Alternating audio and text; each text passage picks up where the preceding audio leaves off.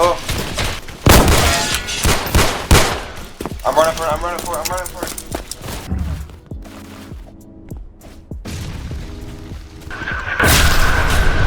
Oh, that's not good.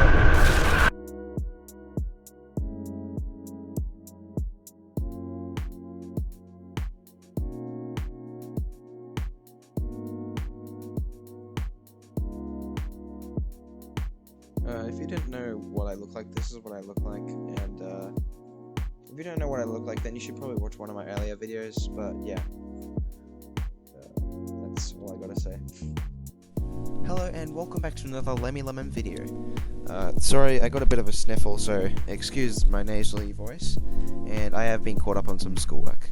But anyways, besides that, I wanted to make this video today about all the different gadgets in Polybattle. This is probably one of my most favorite things about Polybattle, is all the different gadgets. What are they? I'm going to explain all of them in big detail today, so let's jump into it.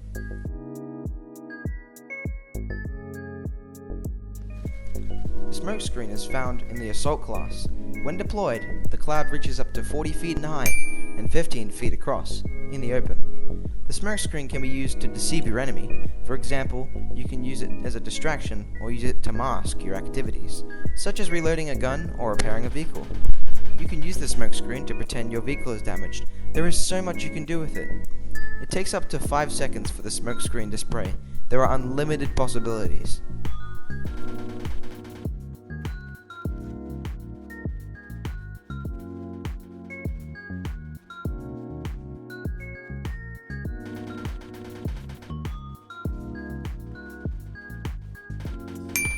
Patriot commented, "Best setup for a tank is one assault and one engineer. The assault can deploy the smoke while the engineer repairs the vehicle."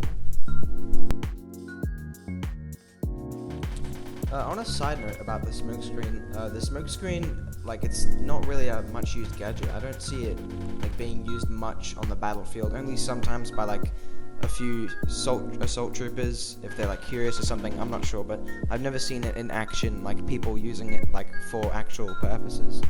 But yeah, it's just a thought. If your vehicle's smoking, who are you gonna call? Probably the engineer, because he's the one with the spanner. The spanner can repair any damaged vehicle. Please take note that it does not repair already exploded vehicles, which are the ones that are marked as black. Anyways, when you begin to repair the vehicle, the blue health bar, which is the health of the vehicle that you're fixing, will begin to show up, as previously shown. It does take a while, so I'm going to speed this part of the video up, and yeah, it's very useful. Honestly, it's the least used gadget in the entire game out of all the other ones, because not many people have the time or the thought, and they just risk blowing up themselves or destroying the vehicle, which is what I do.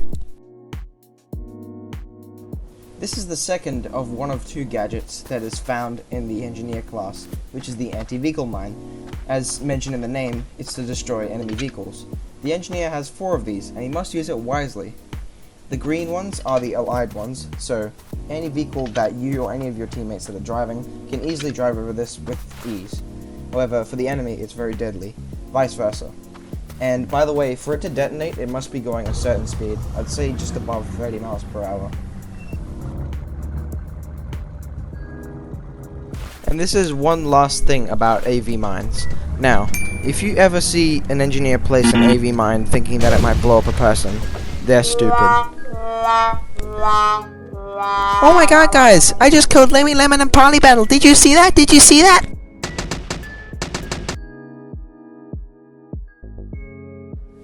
The anti-personnel mines, or better known as the proximity mines, can be found in the sniper class, and they only detonate on people, unlike the anti-vehicle mine, which only detonates on vehicles. And it can also be attached to pretty much any surface you can think of. When I used to play as a sniper, I never used these, but I used to attach them just randomly, so people might stumble upon them. And just like the anti-vehicle mines, the green diamonds will show if they're allied mines or if they're not. If they're not green diamonds and you see one, do not go anywhere near it. If you're on a very small map like Hydro or Karkand, I'd recommend to use these proximity mines so that you can force your enemy to go through a certain way into the base, so you can either corner them or you can find a way to get easy targets. That's all I gotta say about proximity mines. yeah.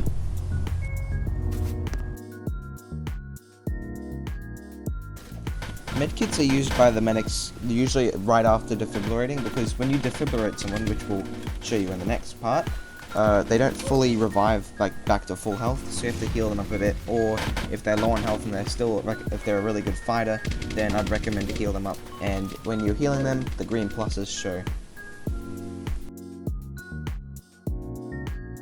Okay guys, this is my favorite thing about being a medic, which is the defibrillator. You have to get up really close if you want to use it, either if you want to kill someone by shocking them with the defibrillators, or you want to bring someone back to life. And note, it does have a bit of a cooldown, so you can't just zap, zap, zap, zap. So if you ever wonder why medics only revive one person, that's probably because they're cooling down their defibrillators. Oh, and this is one really important tip that you must never forget, especially when you're a medic.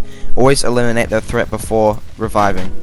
I mean, I've been playing so long, like what I do, I jump around, and then one time when I land, I like revive them as I land, and then I jump back up while I'm evading them. First of all, support troopers, they never run out of bullets, so don't ever take that as an excuse if you're a support trooper. I used to play as a support trooper a lot before I was a medic. It's probably one of my top 3 favorite classes to play in Polybattle, and it doesn't fill your bullets up completely, but it is a very useful gadget. And also, if you see this marker on the left, that means that you're being filled up with bullets. And if you see any teammates with like the ammo clip, whatever you want to call it, the ammo, the bullets on top of them, that means that they're low on ammo and they need your help. Why do they have ammo boxes? Well, most support guns that I've played with chew up bullets really quickly. And yeah, that's all I gotta say. The frag grenade is the most common gadget to use, and it's found in all classes, so it doesn't matter what class you are. There's 6 to use when you're fully filled up, and it can also be launched up to 100 feet, depending on how long you hold down your left click mouse.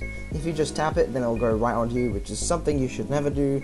Never get within at least 5 or 10 feet of the grenade when you're launching it, and don't launch it in small spaces as it might rebound and kill you, because friendly fire is on when you use grenades.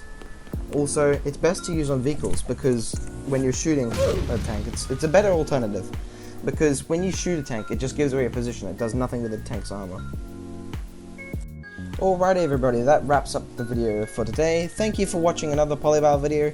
If you enjoy my Polybattle videos, consider liking the video and subscribing if you haven't done so yet. We're about to hit 200 subscribers. I can't thank you guys enough for all this support you've been giving me to make these Polybattle videos. And by the way, the Polybattle film is on its way, and I am so excited, just as excited I hope as you are. Alright, that's all for today. Thanks for watching, and I'll see you in the next video. Goodbye.